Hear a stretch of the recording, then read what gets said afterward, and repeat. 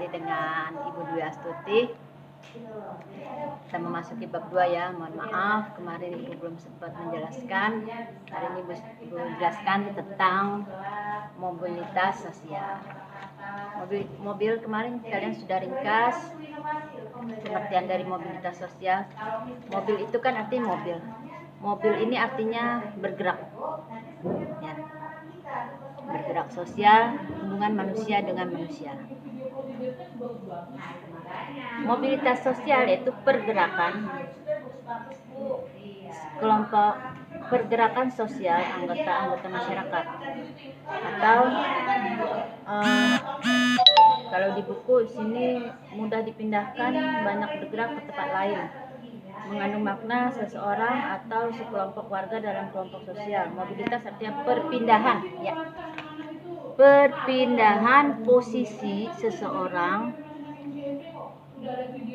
menjadi lebih baik atau sebaliknya menjadi kurang baik. Mobilitas itu ada dua, yaitu vertikal dan horizontal. Ya, kalau vertikal ini kan ke atas. Vertikal ini ke atas atau ke bawah. Kalau horizontal ini jajar, ya. Contohnya kalau mobilitas vertikal, contohnya Ibu kan jadi guru nih.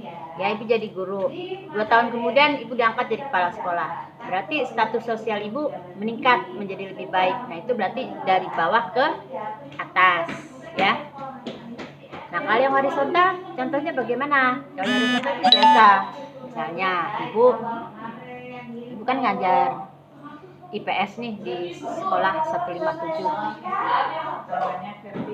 2 bulan kemudian saya dipindahkan ke SMP 81. Nah, itu terjadinya mobilitas sosial atau vertikal atau horizontal. Ya, berarti tetap jadi guru kan? Nah, kalau hanya berpindah tempat saja, tetap menjadi guru, berarti itu mobilitas horizontal. Ya, harus bisa dibedakan. Ada lagi misalnya, dulu jadi pengusaha karena bangkrut, akhirnya sekarang jadi pedagang kecil. Itu juga vertikal, artinya dari atas ke bawah.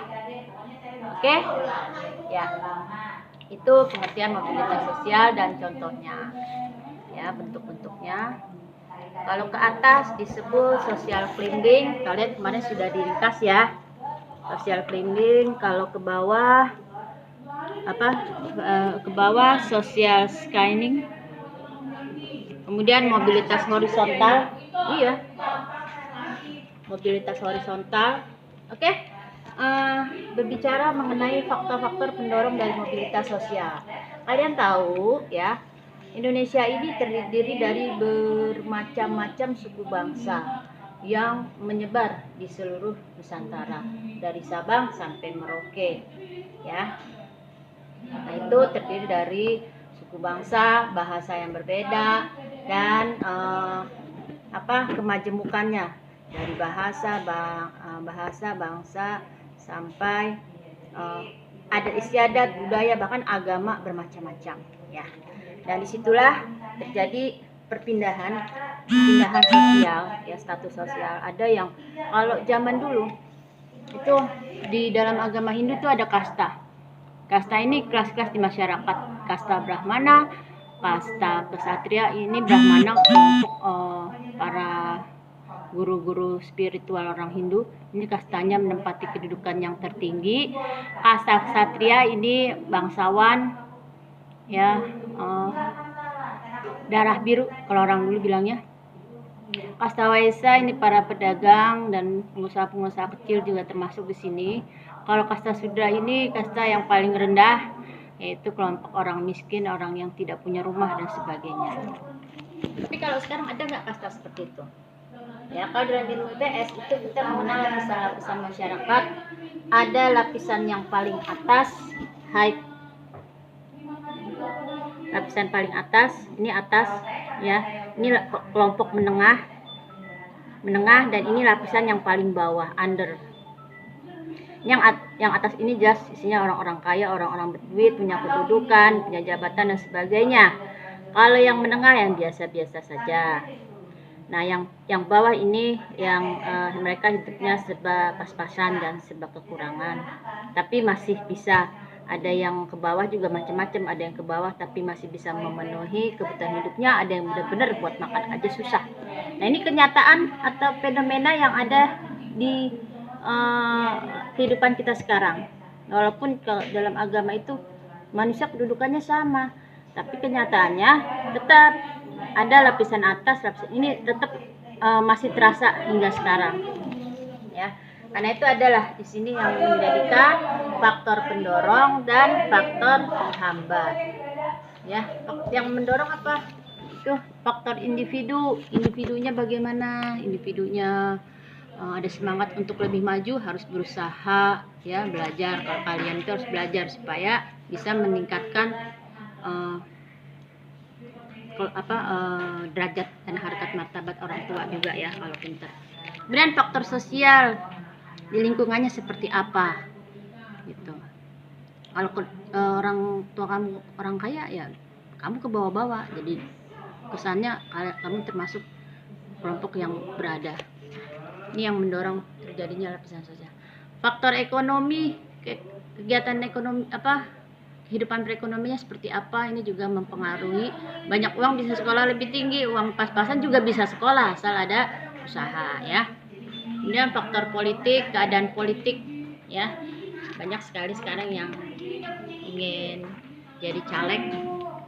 Ini apa nih? Kemudahan dalam akses pendidikan. Nah, ya, kalian sekolah yang lebih tinggi, maka peluang untuk meningkatkan mobilitas sosial kalian akan lebih besar peluangnya, ya. Sekolah yang lebih tinggi bisa menjadi kehidupan lebih baik.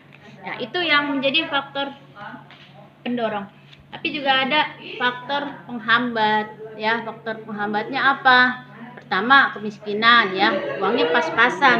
Uang pas-pasan, ya, mau nggak mau, ya, memang ini yang menjadi penghambat seseorang untuk lebih maju lagi. Dan yang kedua, faktor diskriminasi, ya. Kadang ini masih ada. Kalau nggak termasuk kelompok si A, nggak bisa ngajar di sini atau bagaimana. Ya, pokoknya diskriminasi ini merupakan, ya, kadang masih ada, kadang ya masih dijumpai lah.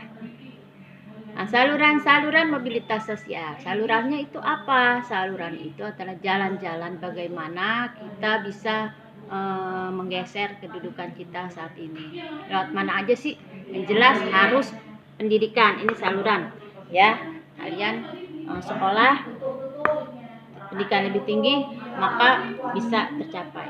Kemudian bisa melalui organisasi politik, yang mau jadi presiden harus belajar lebih giat dari sekarang. Amin, ya. Yang ketiga, organisasi ekonomi, ya.